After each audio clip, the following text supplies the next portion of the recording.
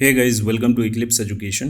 Computer network की series में एक छोटा सा टॉपिक रह गया था, इंटरनेट ऑफ थिंग्स। तो चलिए इस वीडियो में बने रहिए, हम लोग देखते हैं क्या क्या डिस्कस करेंगे। तो ये एक बार सिलेबस को मैं डिस्कस कर देता हूँ, किन किन टॉपिकों को हमने पढ़ लिया है। तो बेसिक्स ऑफ कंप्यूटर में सारे टॉपिक हमने पढ़ लिया है, इससे रिलेटेड सारे वीडियो प्लेलिस्ट में जाके आप चेक कर सकते हैं, सॉफ्टवेयर और हार्डवेयर में।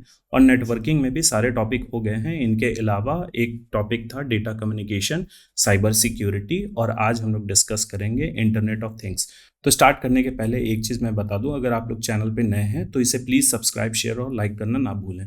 तो चलिए कंप्यूटर नेटवर्क की इस सीरीज में हम लोग क्या क्या देखेंगे। नेटवर्क संचार में नोड्स की पहचान करना, इंटरनेट, वेब और इंटरनेट ऑफ थिंग्स, और फिर लास्ट में एक छोटा सा टॉपिक देख लेंगे, डोमेन नेम सिस्टम। तो इसे हम लोग अच्छे से समझेंगे, आप लोग वीडियो में बने रहिए। तो सबसे पहले हम लोग डिस्कस करते हैं ये इंटरनेट ऑफ थिंग्स या फिर नोड्स की पहचान करना ये क्यों ज़रूरी है। तो अभी तक हम लोगों ने कंप्यूटर नेटवर्क में ये देखा कि हम लोग दुनिया भर में किसी भी कंप्यूटर से कनेक्ट हो सकते हैं, किसी भी इंसान, किसी भी ऑर्गेनाइजेशन से कनेक्ट हो सकते हैं, चाहे वो कितनी भी दूरी में स्थित रहे। तो इस मैप के जरिए हम लोग समझते हैं कि नोड्स की पहचान करने का क्या मतलब होता है। तो सपोज करिए ये वर्ल्ड है, वर्ल्ड में हम लोग हर कोई कनेक्टेड हैं एक दूसरे से। तो किसी देश में बैठा हुआ सपोज करिए ये कंप्यूटर ए है, कंप्यूटर बी से कनेक्टेड है, सभी कोई कनेक्टेड हैं एक दूसरे से।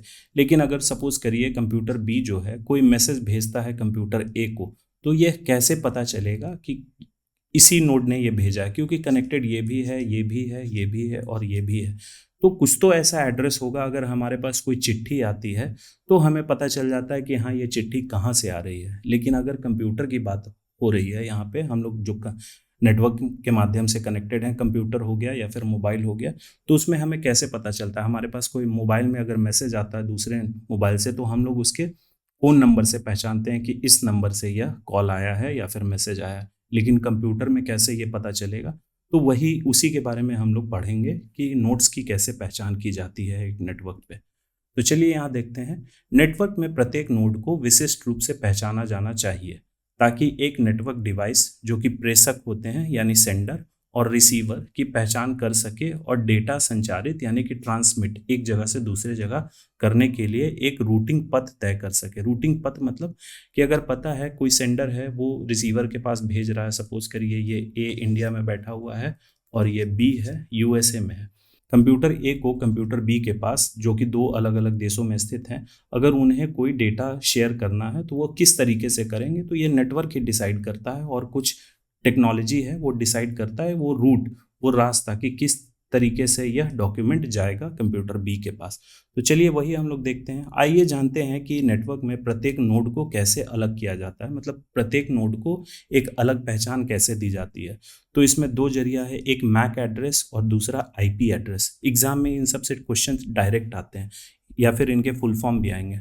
तो चलिए सबसे पहला हम लोग देखते हैं मैक एड्रेस। मैक का फुल फॉर्म होता है मीडिया एक्सेस कंट्रोल। अब मैक पता यानी कि मैक एड्रेस, जिसे भौतिक या हार्डवेयर पते के रूप में भी जाना जाता है, मतलब कि यह फिजिकल एड्रेस होता है। किसी चीज को अगर हम लोग देख के अगर पहचान सकते हैं तो उसे बोला जाता है भौतिक। तो ये भौतिक या फिर हार्डवेयर के एड्रेस के रूप में भी जाना जाता है। एक नेटवर्क एडेप्टर से जुड़ा एक अद्वितीय मतलब कि यूनिक पता है, जिसे एनआईसी कहा जाता है। तो एनआईसी हम लोगों ने पढ़ा था क्या होता है, नेटवर्क इंटरफेस कार्ड, जो हमारे कंप्यूटर में लगता है, जिसके जरिए हम लोग कंप्यूटर को इंटरनेट से कनेक्ट करते हैं। मैक पता जो होता है यानी कि मैक एड्रेस विनिर्माण के समय यानी मैन्युफैक्चरिंग के समय ही एनआईसी पर जड़ दिया जाता है। नेटवर्क इंटरफेस कार्ड पे वह इनग्रेव कर दिया जाता है, जड़ दिया जाता है। और इस प्रकार यह एक स्थायी पता है और इसे किसी भी परिस्थिति में बदला नहीं जा सकता। मतलब कि जो कार्ड होता है नेटवर्क इंटरफेस कार्ड, उसमें क्या होता है, जब इसका मैन्युफैक्चरिंग किया जाता है तो उसी समय ये एड्रेस जो है इस पे जड़ दिया जाता है, मतलब किसी भी लेज़र से या फिर किसी तरीके से इस पे लिख दिया जाता है। तो यह एड्रेस कभी भी चेंज नहीं हो सकता और यह एक स्थायी पता बन जाता है। जिस मशीन पर एनआईसी जुड़ा हुआ है उसके मैक पते का उपयोग करके नेटवर्क पर भौतिक रूप से पहचाना जा सकता है। मतलब कि जिस भी कंप्यूटर पे यह एनआईसी कार्ड लगा होगा उसके मैक एड्रेस, तो इसी पे मैक एड्रेस रहता है, यह जो रहता है उसका मैक एड्रेस रहता है। और उसे ही हम लोग यूज़ करके हम लोग पता कर सकते हैं कि हमारे पास डेटा किस कंप्यूटर से आ रहा है।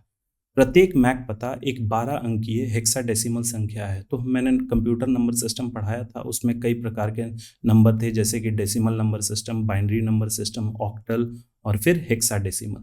यह 12 अंक का हेक्साडेसिमल नंबर होता है, जिसमें पहले 6 अंकों में निर्माता की आईडी होती है। तो यह देख सकते हैं मैक एड्रेस का एक एग्जाम्पल है, जिसमें पहले जो 6 अंक हैं वह निर्माता के आईडी होती है, मतलब कि कौन सा निर्माता जो है, कौन सी कंपनी उसको बना रही है, जिसे शॉर्ट फॉर्म में बोला जाता है OUI, मतलब कि संगठनात्मक विशिष्ट पहचानकर्ता, इसे बोला जाता है। शुरुआत के जो 6 अंक हैं वह OUI बोला जाता है। यह आप लोग फुल फॉर्म याद कर लीजिएगा, ऑर्गेनाइजेशनल यूनिक आइडेंटिटी बोला जाता है। बाद के जो 6 अंक हैं निर्माता द्वारा कार्ड को सौंपे गए सीरियल नंबर का प्रतिनिधित्व करते हैं, मतलब कि यह जो नंबर है यह यूनिक सीरियल नंबर है।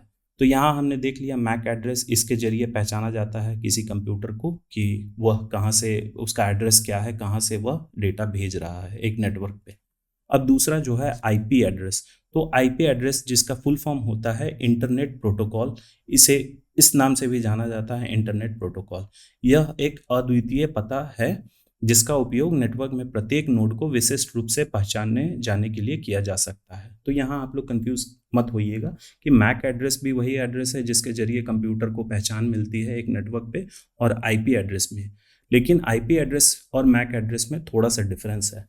आईपी एड्रेस जो होता है एक नेटवर्क में प्रत्येक नोड को सौंपे जाते हैं जो संचार के लिए इंटरनेट प्रोटोकॉल का उपयोग करता है। तो इंटरनेट प्रोटोकॉल हमने पढ़ा था, प्रोटोकॉल क्या होता है, कुछ नियमों का भंडार होता है जो एक नेटवर्क में कंप्यूटर फॉलो करता है। इस प्रकार यदि हम किसी कंप्यूटर के आईपी पते को जानते हैं तो हम उस कंप्यूटर के साथ दुनिया में कहीं से भी संवाद कर सकते हैं। यह ठीक फ़ोन नंबर की तरह ही हुआ। अगर हम किसी के फ़ोन नंबर को जानते हैं तो हम लोग डायरेक्टली किसी दुनिया के किसी भी कोने से उन्हें कांटेक्ट कर सकते हैं। तो आईपी एड्रेस भी कुछ ऐसा ही है। लेकिन आईपी एड्रेस और मैक एड्रेस में कुछ डिफरेंस होता है। क्या है, यहाँ देखते हैं तीसरे पॉइंट में। हालांकि मैक एड्रेस के विपरीत आईपी पता यानी कि इंटरनेट प्रोटोकॉल एड्रेस बदल सकता है। यहाँ ध्यान दीजिएगा, मैक एड्रेस जो होता है यह मैंने बताया था, यह एक स्थायी पता है, किसी भी परिस्थिति में यह बदला नहीं जा सकता।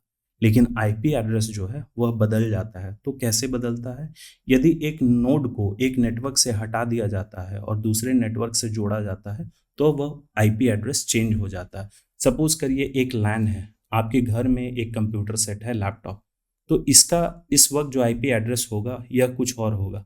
लेकिन यही लैपटॉप को आप अपने लैपटॉप को सपोज करिए किसी दूसरे जगह जाते हैं, वहाँ के नेटवर्क से कनेक्ट करते हैं, तो आपके लैपटॉप का आईपी एड्रेस तब चेंज हो जाएगा।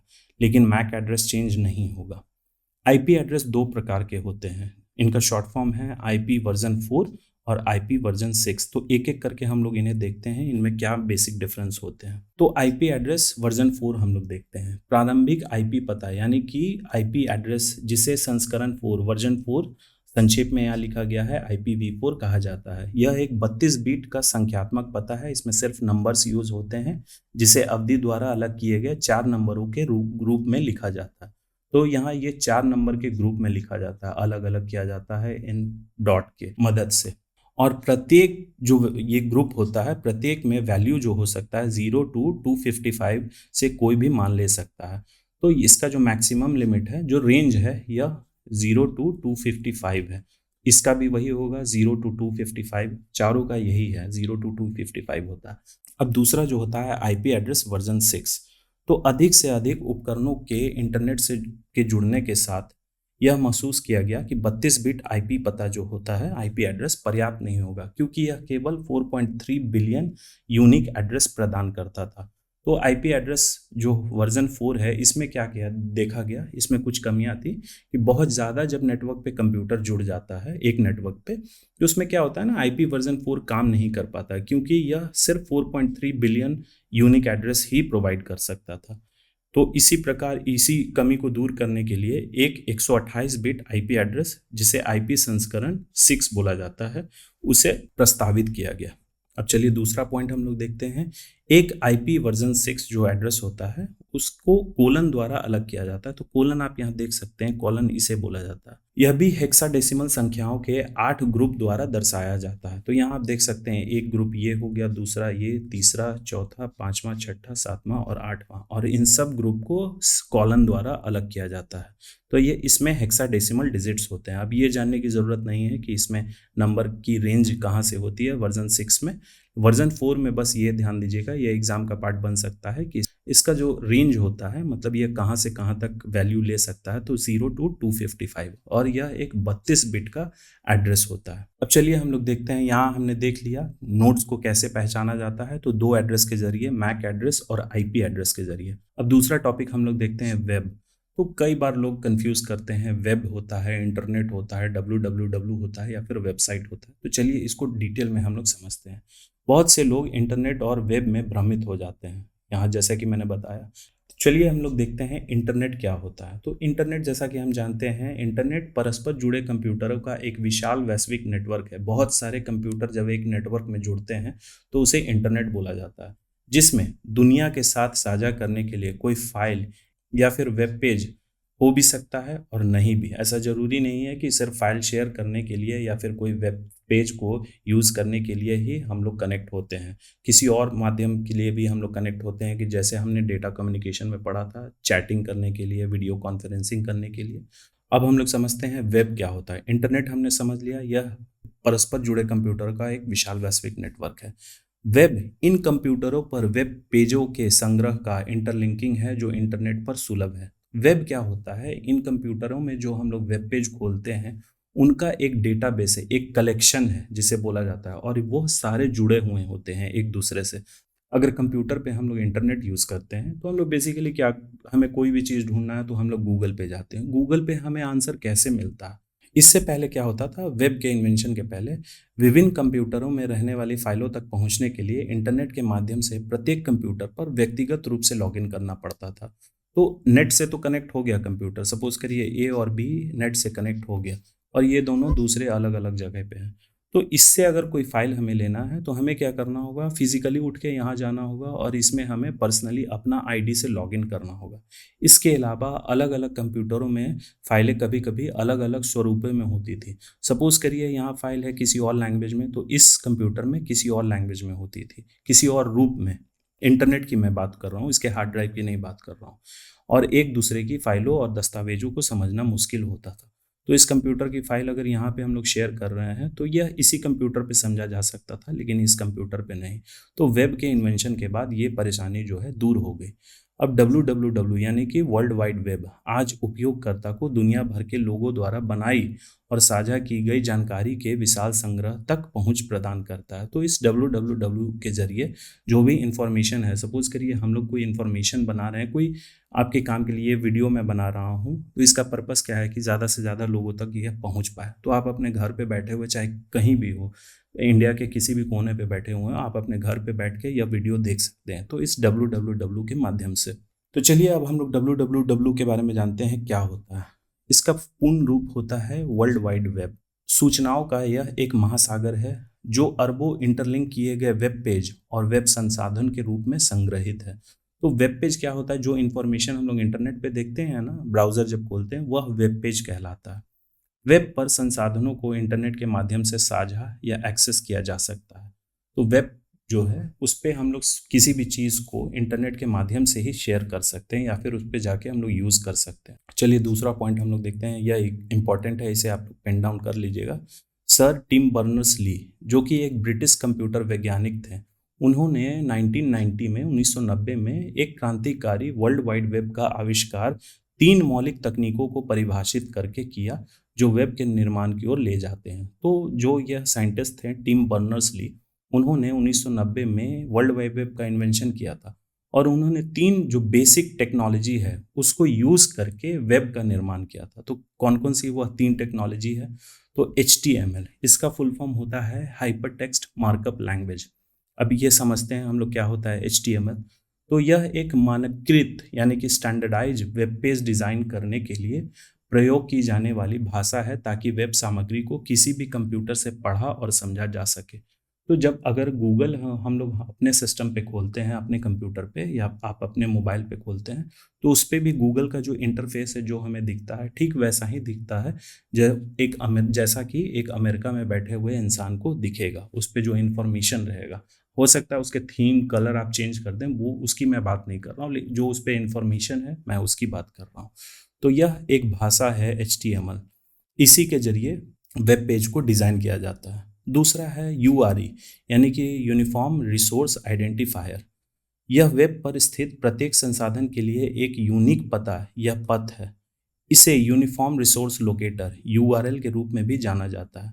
वेब पर प्रत्येक पृष्ठ का एक यूनिक यूआरएल होता है। जैसे कि अगर हम लोग कोई वेबसाइट खोलते हैं, सपोज करिए यूट्यूब ही खोल रहे हैं, तो उसके आप वेबसाइट जो ब्राउज़र होगा उस सबसे ऊपर वाले सेक्शन में जाके देखिएगा, पहले क्या रहता है HTTPS, उसके बाद कॉलन, फिर फॉरवर्ड स्लैश, और फिर उसके बाद लिखा रहता है www.mhrd.gov.in। तो ये किसी एक वेबसाइट का एड्रेस हुआ। इसे बोला जाता है यूआरएल यानी कि यूनिफॉर्म रिसोर्स लोकेटर। एग्जाम में क्वेश्चन डायरेक्टली इस तरीके से आते हैं कि यूआरएल का फुल फॉर्म क्या होता है।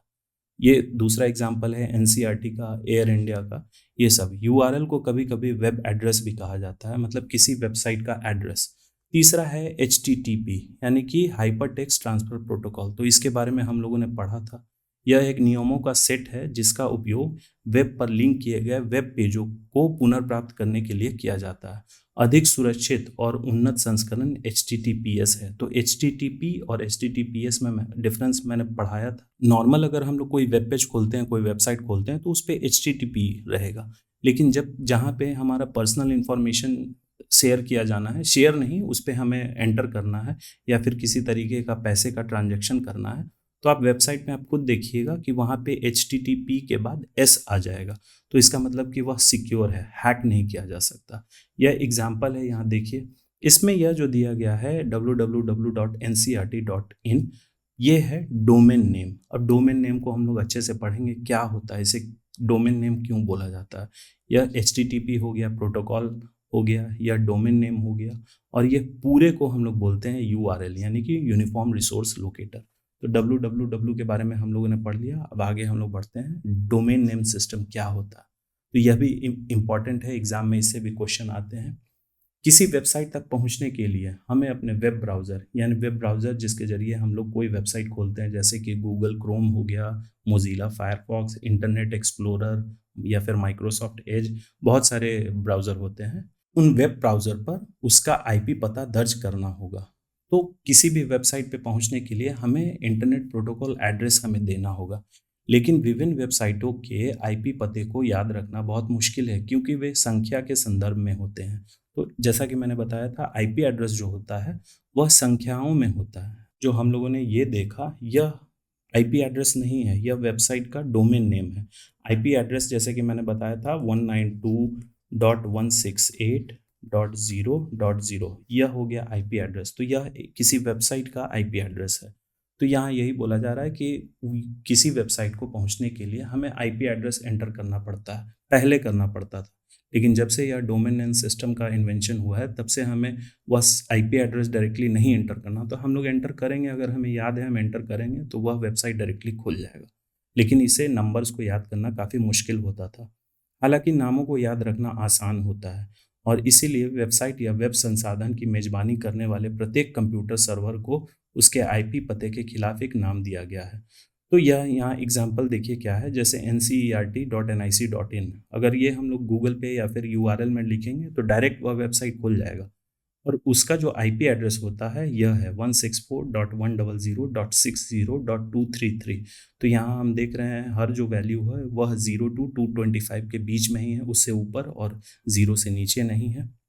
लेकिन यह हमें हर वेबसाइट का याद तो होगा नहीं, तो इसीलिए उसके बदले में एक नाम इसे दे दिया गया, और यह एक सर्वर पे स्टोर किया जाता है। इन नामों को प्रत्येक सर्वर को सौंपे गए एक यूनिक IP पते के अनुरूप डोमेन नेम या फिर होस्ट नेम कहा जाता है। तो ये हमने समझ लिया कि डोमेन नेम क्या होता है या फिर होस्ट नेम क्या होता है। इसे फ़ोन बुक के रूप में भी माना जा सकता है, जहां प्रत्येक व्यक्ति के फ़ोन नंबर को याद रखने के बजाय हम उन नंबरों को एक नाम दे देते हैं। तो ठीक उसी तरीके से जैसे कि फ़ोन बुक में क्या होता है कि हम लोग हर एक व्यक्ति के आगे उसके फ़ोन नंबर डायरेक्टली लिखते हैं।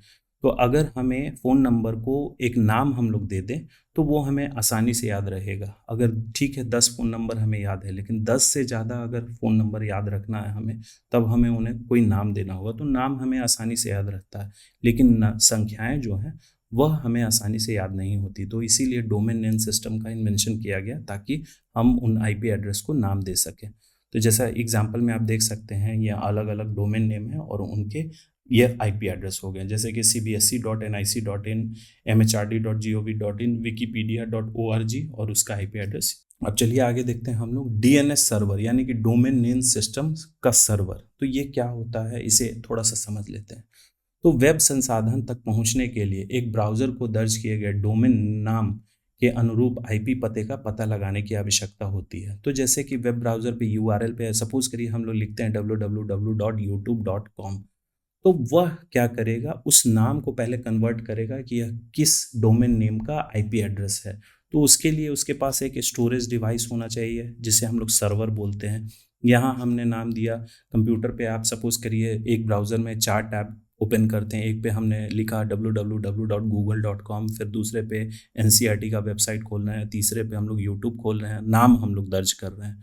तो यह क्या करेगा, यह देखेगा कि गूगल का आईपी एड्रेस क्या है, तो इस सर्वर के पास जाएगा, इसमें देखेगा अच्छा गूगल का जो आईपी एड्रेस है वह है 192.168.1.1। यह एग्जांपल के लिए मैं बोल रहा हूँ, ऐसा नहीं है कि यही इसका आईपी एड्रेस है।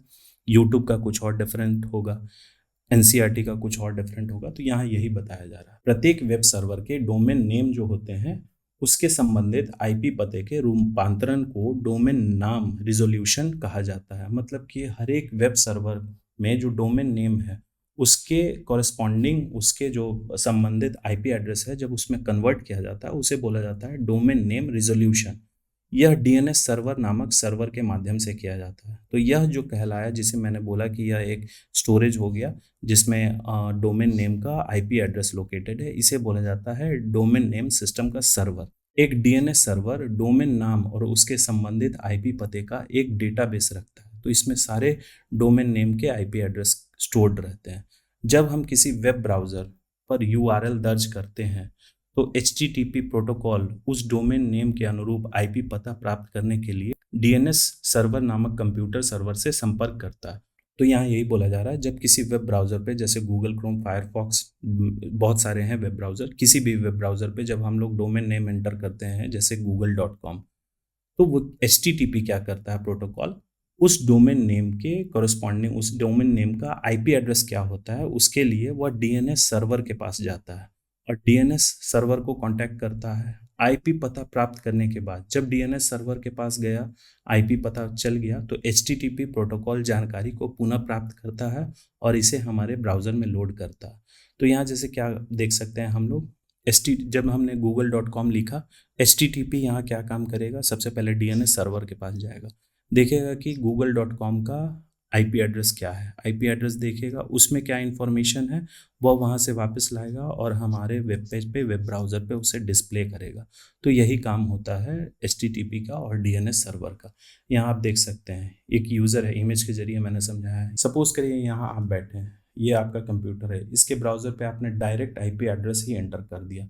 ये आपने एंटर किया, यह जाएगा डीएनएस सर्वर के पास। डीएनएस सर्वर देखेगा कि इस आईपी एड्रेस का डोमेन नेम क्या है, इसमें देखेगा कि अच्छा यह एनसीईआरटी का वेबसाइट का एड्रेस है, तो एनसीईआरटी का जो वेबसाइट है यह जो आपके कंप्यूटर हैं उसके ब्राउज़र में वह ओपन हो जाएगा। ठीक उसी तरीके से अगर हम लोग डायरेक्ट डोमेन नेम देते हैं एनसीईआरटी, यहाँ दिए, यहाँ जाएगा एनसीईआरटी, देखेगा कि इसका वेब एड्रेस क्या है, मतलब आईपी एड्रेस क्या है, यहाँ देखेगा कि अच्छा ये आईपी एड्रेस है, उसमें क्या इन्फॉर्मेशन स्टोर्ड है और यह यूज़र के पास डिस्प्ले कर देगा। तो यह रहा डीएनएस सर्वर का काम। डोमेन नेम सिस्टम हमने समझ लिया, देखने में हो सकता है टेक्निकल लगे लेकिन ये बहुत आसान है। एक दो बार आप वीडियो देख लीजिएगा, आप लोग को अच्छे से समझ में आ जाएगा। तो चलिए इस सीरीज़ में हमने देखा अभी तक कि नोड्स की पहचान कैसे की जाती है, मैक एड्रेस, आईपी एड्रेस, फिर हमने देखा वेब क्या होता है, डीएनएस सर्वर क्या होता है, डोमेन नेम सिस्टम क्या होता है। अब एक छोटा सा टॉपिक रह गया है इंटरनेट ऑफ थिंग्स। तो चलिए इंटरनेट ऑफ थिंग्स के बारे में हम लोग जानते हैं, यह काफ़ी चर्चित टॉपिक है। कई लोग कंफ्यूज करते हैं कि इसे बोला क्या जाता है, इसे अलग अलग करके पढ़िए, इंटरनेट ऑफ थिंग्स। तो इंटरनेट ऑफ थिंग्स या फिर इसे शॉर्ट फॉर्म में लिखा जाता है आईओटी, परस्पर संबंधित उपकरणों का एक नेटवर्क है जो अन्य आईओटी उपकरणों और क्लाउड के साथ डेटा को जोड़ता है और आदान प्रदान करता है। चलिए आगे बढ़ते हैं।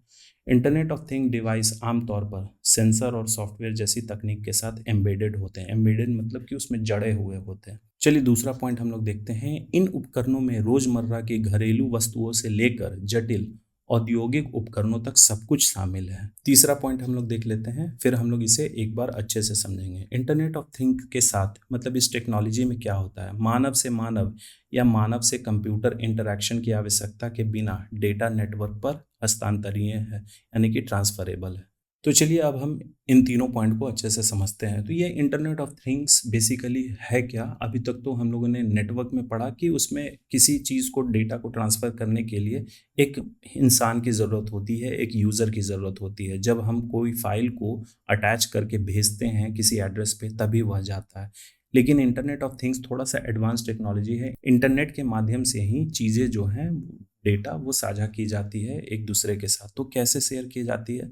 आप अपने घर में कुछ ऐसी चीज़ें ले लीजिए, सपोज़ करिए कि एक स्मार्ट बल्ब लगा हुआ है आपके घर में, तो वह क्या होता है, वह अपने आप उसमें सेंसर लगे हुए हैं, वह किसी न किसी वाईफ़ाई से जुड़ा होता है, नेटवर्क से जुड़ा होता है और वह खुद ब खुद क्या होता है, लाइट चेंज करता है।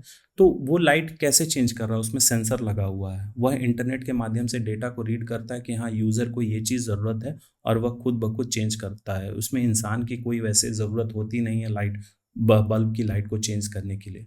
या फिर अगर सपोज़ करिए एक वॉशिंग मशीन है, उस वो नेट से कनेक्टेड है, उसे मतलब हम ही लोग कनेक्ट करते हैं, इंसान ही कनेक्ट करते हैं। एक बार हमने कनेक्ट कर दिया, वह क्या है, वह हमें डेटा खुद भेज देता है। जैसे कि सपोज़ करिए मशीन आपने ऑन किया, उसमें कपड़ा धुलने के लिए आपने डाला, वह वाईफ़ाई से कनेक्टेड है, आपके मोबाइल से कनेक्टेड है। आप ऑफ़िस चले गए, आपके पास मैसेज आ जाएगा कि आपका मशीन में कपड़ा धुल गया है, आप उसको फिर से स्टार्ट करना चाहते हैं या फिर मशीन को ऑफ कर देना चाहते हैं। बहुत सारे इसमें फीचर्स होते हैं। फिर टीवी भी होता है, टीवी भी ठीक उसी तरीके से है। वह क्या है, डेटा खुद ब खुद भेज रहा है। उसमें वॉशिंग मशीन से डेटा हम लोग नहीं ट्रांसफ़र कर रहे हैं, जैसे एक कंप्यूटर में हम लोग ट्रांसफ़र करते हैं। चलिए चौथा पॉइंट हम लोग देखते हैं, इससे और क्लियर हो जाएगा। इंटरनेट ऑफ थिंग्स में जो थिंग्स है उसका क्या मतलब होता है? यह एक हार्ट मॉनिटर इम्प्लांट वाला व्यक्ति भी हो सकता है। तो एक हार्ट मॉनिटर इम्प्लांट कहने का मतलब कि कोई ऐसे इंसान होते हैं हार्ट पेशेंट जिनके हार्ट में, उनके शरीर में हार्ट इम्प्लांट लगा होता है। यह एक डिवाइस होता है जो हार्ट को क्या करता है, इलेक्ट्रिक सिग्नल्स सप्लाई करता है। तो वह सप्लाई कैसे करता है, वह डेटा हमें कैसे दे देता है, वह किसी न किसी माध्यम से कनेक्टेड होता है, उसमें सेंसर लगा हुआ होता है। तो वह देखता है कि जब हार्ट खुद ब खुद बीट करना बंद कर देता है, वह धड़कना बंद कर देता है, तो वह उसे, उस सेंसर उसे रीड करता है और इलेक्ट्रिक करंट पास करता है ताकि हार्ट जो है वह फिर से चालू हो जाए। या फिर बायोचिप ट्रांसपॉन्डर वाला एक खेत जानवर, तो किसी जानवर में अगर हम लोग एक बायोचिप ट्रांसपॉन्डर लगा देते हैं तो वह कहाँ जा रहा है, यह इन्फॉर्मेशन हमें मिलते रहता है। या फिर एक ऑटोमोबाइल जिसमें टायर का दबाव कम होने पर ड्राइवर को सचेत करने के लिए अनिर्हित सेंसर होते हैं।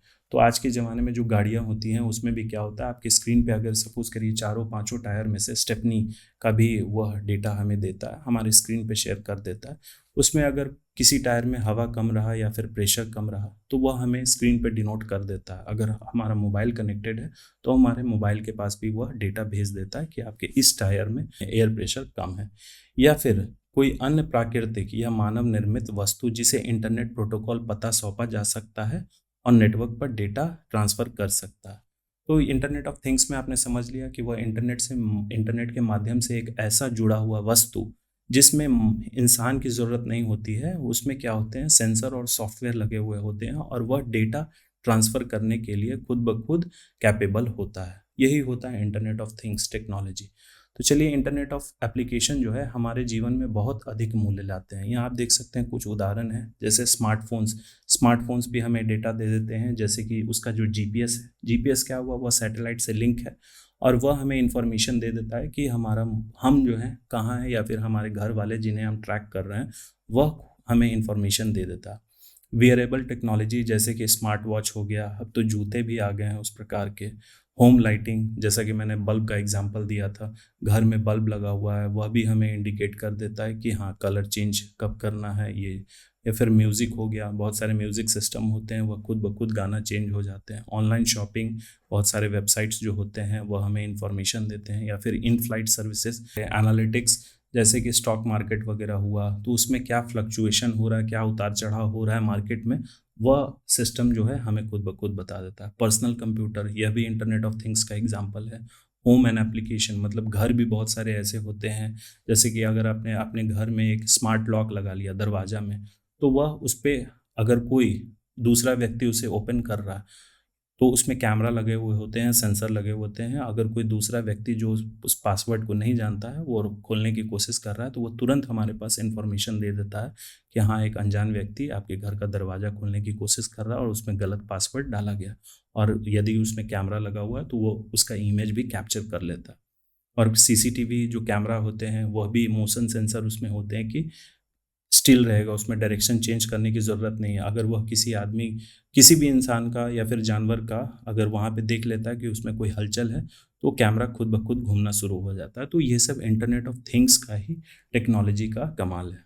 तो चलिए, यहाँ हमने सारे टॉपिक को देख लिया। इंटरनेट ऑफ थिंग्स हो गए, नोड्स की पहचान करना, मैक एड्रेस, आईपी एड्रेस के ज़रिए। फिर हमने देखा डोमेन नेम सिस्टम, ये सब हमने देख लिया। डोमेन नेम सर्वर भी हमने देख लिया। तो चलिए, यहाँ हमारा इंटरनेट का टॉपिक ख़त्म हो गया। अब कल से मैं एमसीक्यू सीरीज़ लाऊंगा, तो आप लोग हमारे चैनल के साथ बने रहिए। So thank you.